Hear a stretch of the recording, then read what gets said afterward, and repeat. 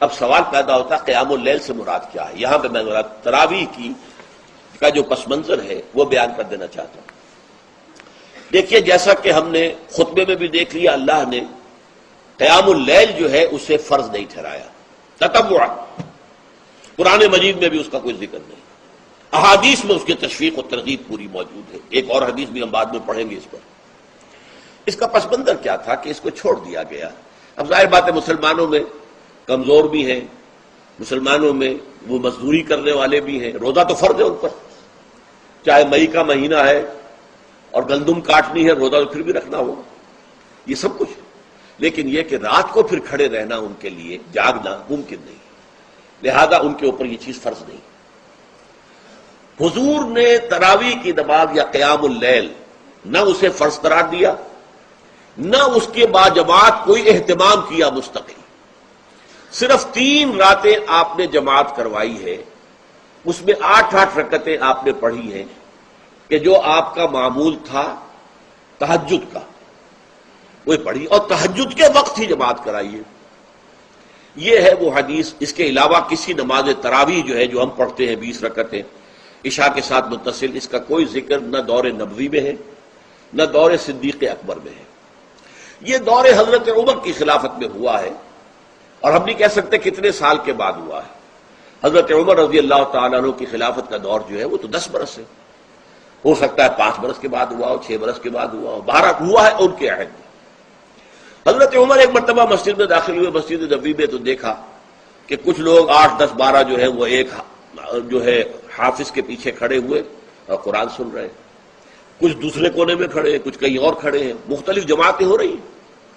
تو انہوں نے سوچا کہ کیوں نہ ان سب کو ایک امام کے پیچھے جمع کر دیا جائے، اور اس کے لیے لوگوں کی سہولت کے لیے عشاء کے ساتھ متصل رکھ دیا جائے، اس لیے کہ تہجد کے وقت اٹھنا جو ہے وہ تو ہر کس و ناقص کا کام نہیں ہے، کہ عشاء کے بعد اگر تھوڑا سا اضافی وقت ہو صرف، تو یہ ہر شخص کر لے گا، مزدور بھی کر لے گا۔ لہذا آپ نے یہ نظام تجویز فرمایا کہ عشاء کے متصل بعد 20 رکعت نماز پڑھی جائے اور ایک امام کے پیچھے پڑھی جائے۔ یہ گویا کہ اجتہاد ہے حضرت عمر رضی اللہ تعالی عنہ، اس کو آپ نے خود بدعت بھی قرار دیا ہے، لیکن بدعت حسنہ۔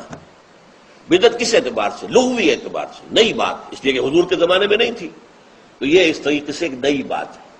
لیکن یہ بات چونکہ بہت اچھی ہے، بہت عمدہ ہے۔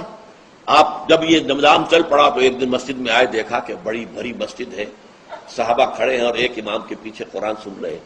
آپ نے فرمایا نعم البدعۃ ھذہ، یہ جو ہم نے نئی بات شروع کی ہے یہ بہت اچھی ہے، بہت عمدہ ہے۔ اب یہاں سے فرق واقع ہو گیا ہے۔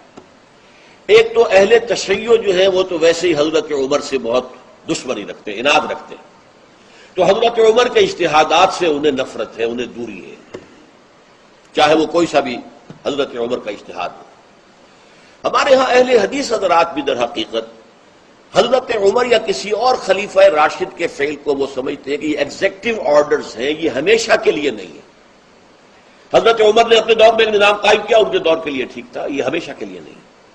ہمیشہ کے لیے وہ 8 ہی رکعتوں کے قائل ہیں، وہ تہجد والے، لیکن اس میں بہرحال انہوں نے بھی خود یہ اضافہ کیا ہے کہ وہ 8 رکعتیں وہ عشاء کے ساتھ متصل پڑھتے ہیں، تہجد کے وقت تو نہیں پڑھتے۔ اور حضور نے تو صرف 3 روز جو ہے وہ کرائی تھی جماعت، وہ لوگ 30 دن یا 29 دن پڑھ رہے ہیں، تو اضافہ تو انہوں نے بھی کر دیا، وہ نظام میں تبدیلی تو ہو گئی۔ لیکن اہل سنت جو کہلاتے ہیں، ہمارے جو 4 جو ہیں، جو ہمارے مسلک ہیں، حنفی، مالکی، شافعی، حنبلی، ان کا اتفاق ہے اس پر حضرت عمر کا، کیونکہ ان کے سامنے اصول یہ ہے کہ حضور نے فرمایا علیکم بسنتی وسنت الخلفاء الراشدین المہدیین، تم پر لازم ہے کہ میری سنت کو پکڑو مضبوطی کے ساتھ، اور میرے خلفاء راشدین مہدیین جو ہیں ان کی سنت کو پکڑو۔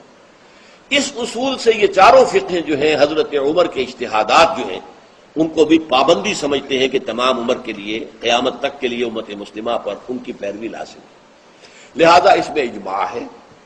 اور یہاں تک کہ یہ سب سے آخری جو اس میں مسلک پیدا ہوا ہے زمانی اعتبار سے، سب سے پہلے مسلک جو ہے حنفی پیدا ہوا ہے، پھر مالکی پیدا ہوا ہے، پھر شافعی پیدا ہوا ہے، اور پھر حنبلی آخری ہے۔ اور امام احمد